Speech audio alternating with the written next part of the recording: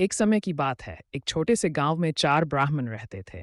सत्यानंद, विद्यानंद, धर्मानंद और शिवानंद। वे सभी बचपन से दोस्त थे। सत्यानंद, विद्यानंद और धर्मानंद बहुत ज्ञानी थे, लेकिन शिवानंद को खाने और सोने में अधिक रुचि थी। वह सभी के द्वारा मूर्ख माना जाता था। एक दिन उस गांव में अकाल पड़ गया। सभी फसलें खराब हो गईं। नदियां और झीलें सूखने लगीं। गांव के लोग दूसरे गांवों में जाने लगे ताकि वे अपनी जान बचा सकें। सत्यानंद ने कहा, हमें भी जल्दी ही यहाँ से जाना चाहिए, नहीं तो हम भी दूसरों की तरह मर जाएंगे। विद्यानंद ने पूछा, लेकिन शिवानंद का क्या होगा? वह हमारे साथ चलेगा या नहीं? धर्मानंद ने कहा, हम उसे अपने साथ नहीं ले जा सकते। वह हमारे लिए बोझ होगा। विद्यानंद ने कहा, लेकिन हम उसे कैसे छोड़ सकते हैं? वह हमारे साथ पड़ा हुआ है। अंत में वे सभी सहमत हुए कि शिवानंद को भी अपने साथ ले जाएंगे। वे सभी एक साथ एक पास के शहर की ओर चल दिए। रास्ते में उन्हें एक जंगल पार करना पड़ा।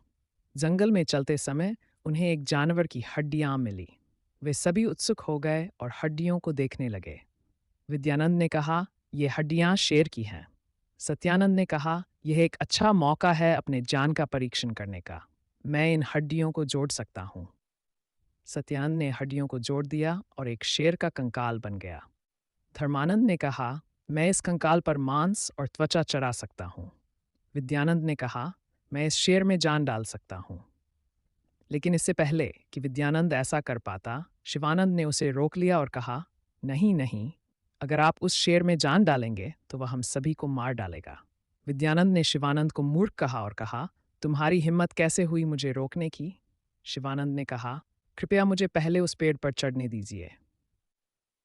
जैसे ही शिवानंद पेड़ पर चढ़ गया, विद्यानंद ने उस शेर में जान डाल दी। शेर जीवित हो गया और तीनों जानी ब्राह्मणों को मार डाला। शिवानंद पेड़ से नीचे उतरा और शहर की ओर चल दिया।